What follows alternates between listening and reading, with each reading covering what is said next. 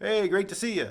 Welcome to Jameson's Repair Shop, formerly Random Repairs. I changed the name because there were several Random Repairs channels out there and they have their own thing going. So I picked Jameson's Repair Shop because it was my dad's physical shop he had built in the 1960s and he ran it through into the 1990s. And, just wanted to kind of remember that. Anyway, today's video is about how I treat my bolts and parts that I derust. And I'll show you how I derust them, or one way that I derust them. I derust them in several ways. But this is the easiest and simplest way to derust small parts. Anyway, so we'll go through that, and then I'll show you how I treat them as if they were a black oxide style treatment.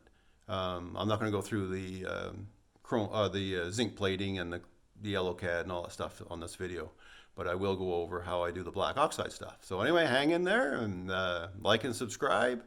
Really appreciate you stopping by to my channel, and it helps me out if you comment, like and subscribe, like I said, helps out as well. Thanks a lot. I'll get into the video.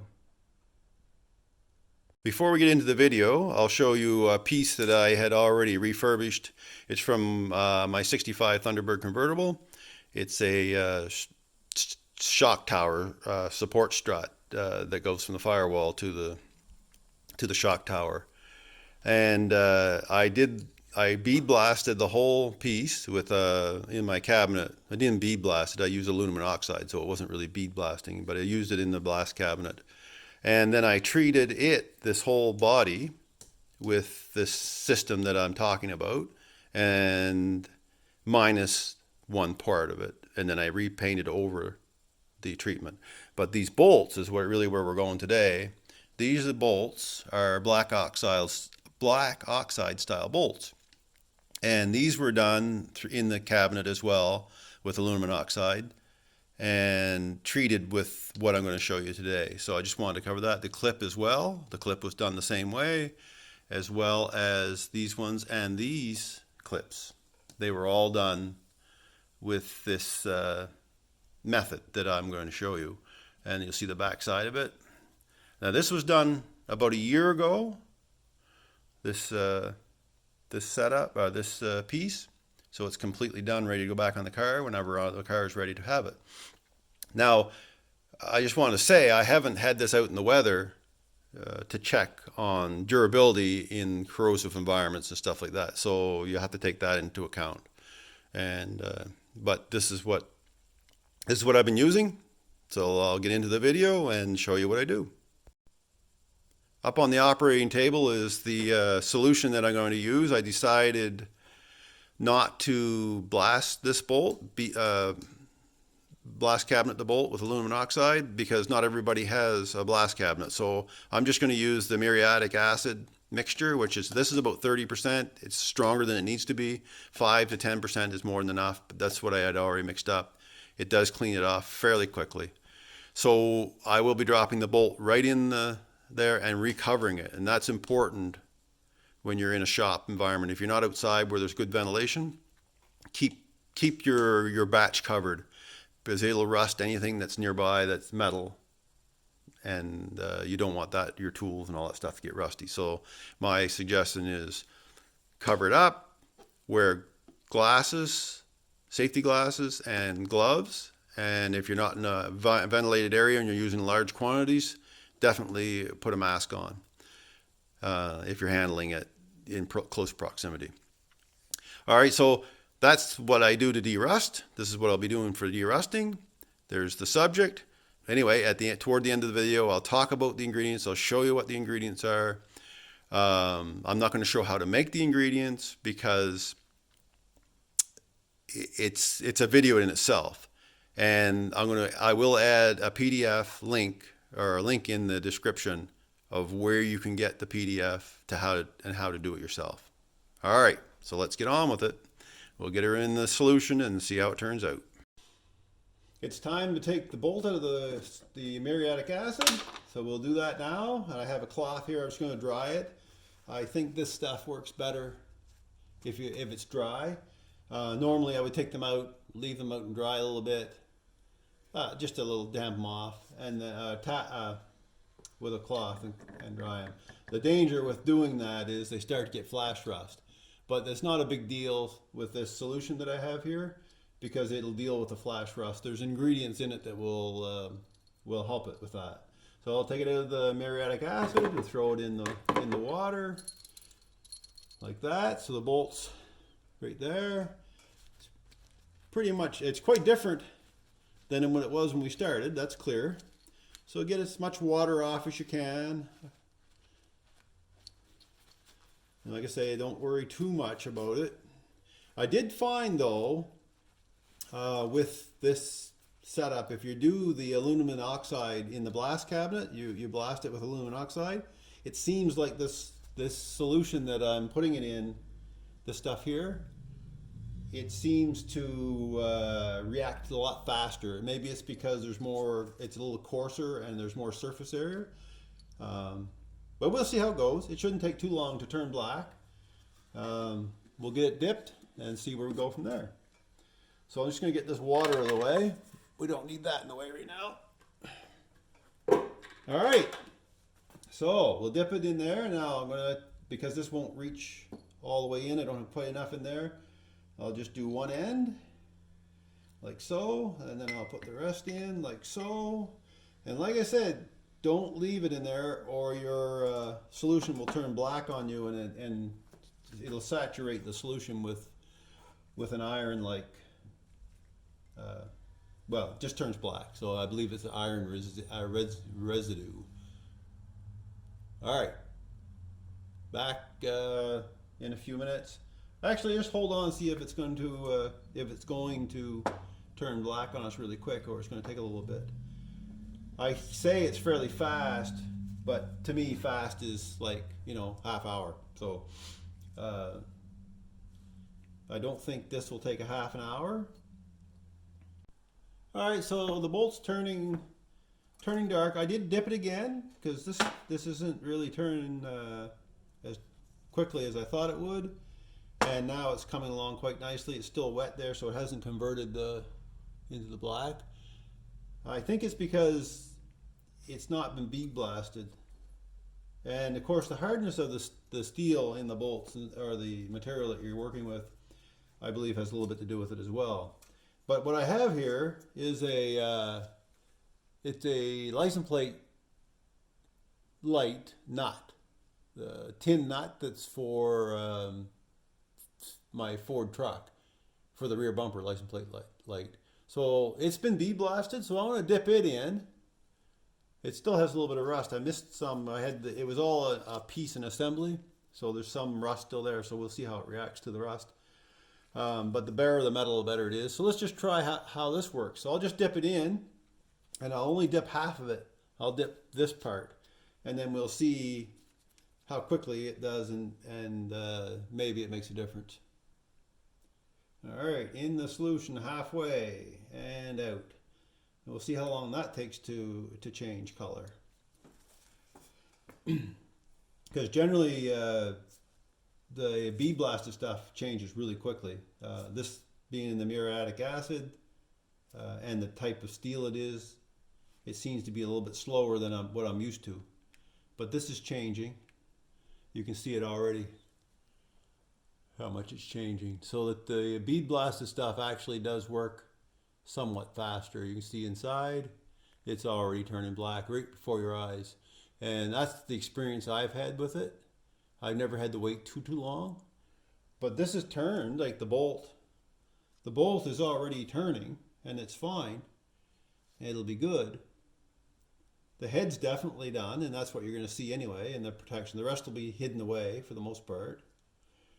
But you can see already in this very short time how much difference there is in this nut here. So that's what you can expect if you bead blast it, or if it's just more of a mild steel. This is probably a hardened bolt, but I'm not sure because there's nothing to indicate that on the head. And usually they have, well, it has the triangle on it, but there are no little hash marks on it. But this is getting very close. This big bolt's getting very close to to go in the used oil. And like this here, in just that short time we've been talking, that's a significant difference. So let's let them dry a little bit more and I'll get back to you. So that's like this nut here, this license plate light nut. What do we have? A minute or two already? And it's already really taken on a black color. So we'll give it a little bit more time and I'll get back to you. All right, they've been drying for a while now. I sped it up a little bit. I haven't ever done this before with this torch, but I did dry it a little bit quicker, just ran some heat over them. It's cool in my shop right now.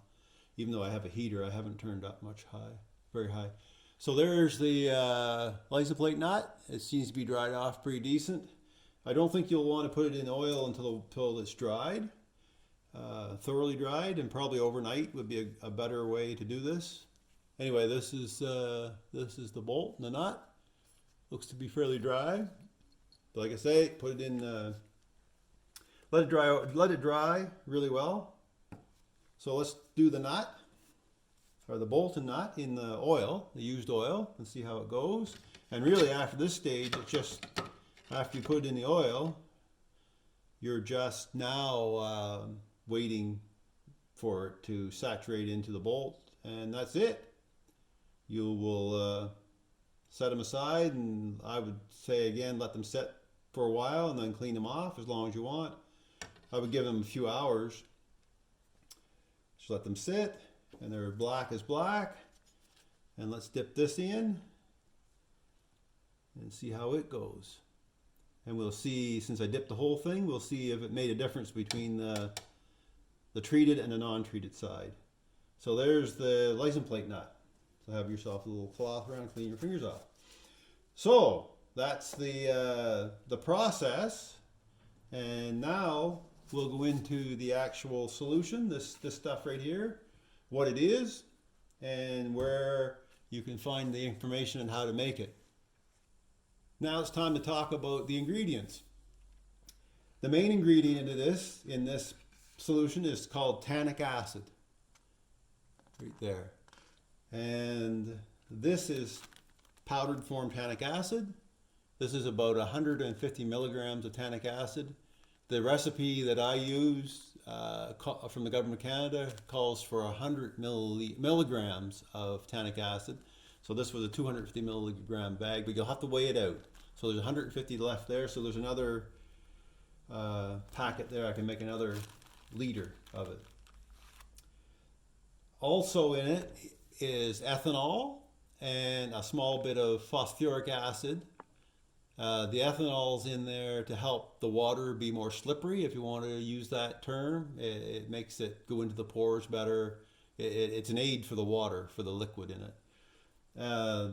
The phosphoric acid is in it to give it a little bit of bite into the metal, also to adjust the pH level.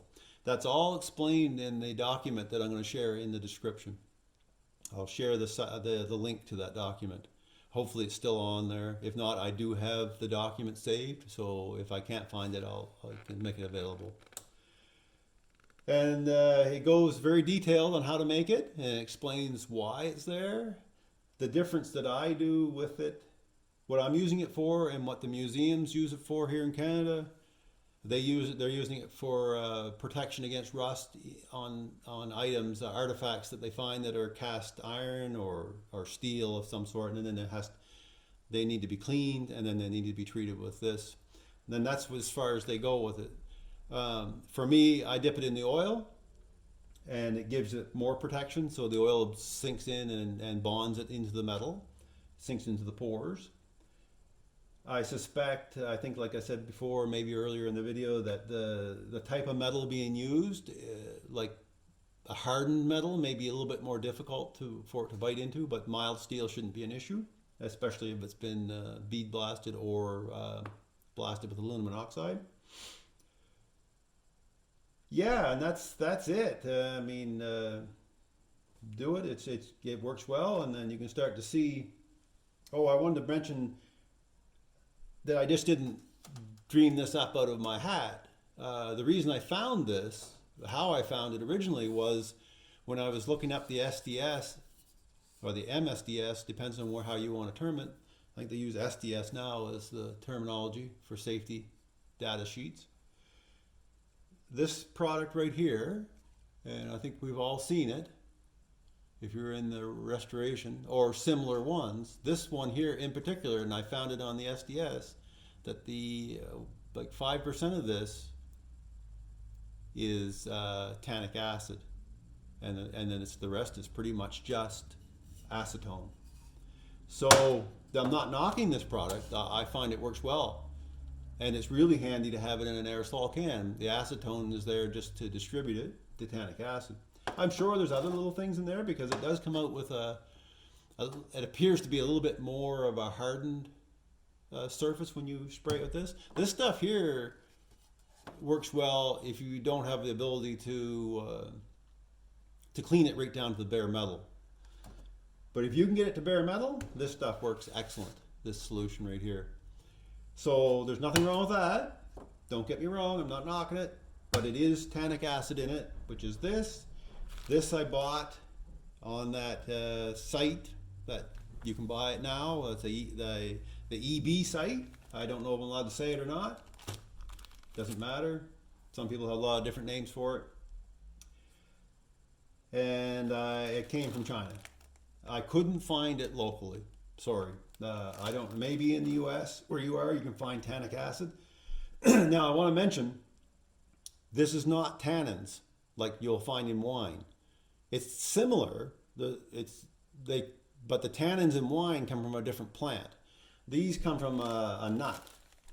I forget the name of the nut, but you'll find it. You look up tannic acid, where it's made, how it's made. It's in oak leaves. If you're in a heavily wooded area that has a lot of oak, and you wonder why in the spring of the year that the creeks are running brown, well, that's tannins from the oak trees.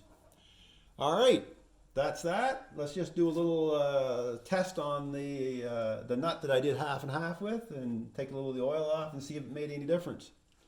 So I'll wipe the oil off it and see how well it bonds to this, even though this is not. I would let it sit longer. This has been sitting now for probably an hour. I got interrupted in my video. My niece came by with some cake, and you know what? Cake supersedes definitely overrules when it comes to making videos. If there's cake available, I'm gone. All right, it's maybe hard to see on the camera, but that's the difference. That's after wiping it, and that's about an hour soaking with oil.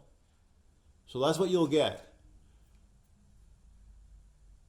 So that's a rust protectant surface for mild steel and possibly hardened steel. I don't know. And I haven't tried it on hardened steel, though I suspect this bolt may be hardened steel or a bit harder than the steel that's in this nut here. All right. I hope you found this helpful and informative.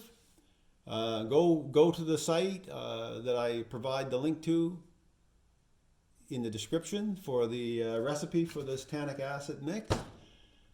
And thank you very much for stopping in. And I'm sorry this video has gotten a little long, but thanks for hanging in there, and subscribe and like if you like it. Leave comments. Let me know if you think I should be doing something different. Tell me if I'm full of poop. That's okay too. I'd rather you didn't, but if you do, that's fine. All right. Enjoy the rest of your day and enjoy. Bye.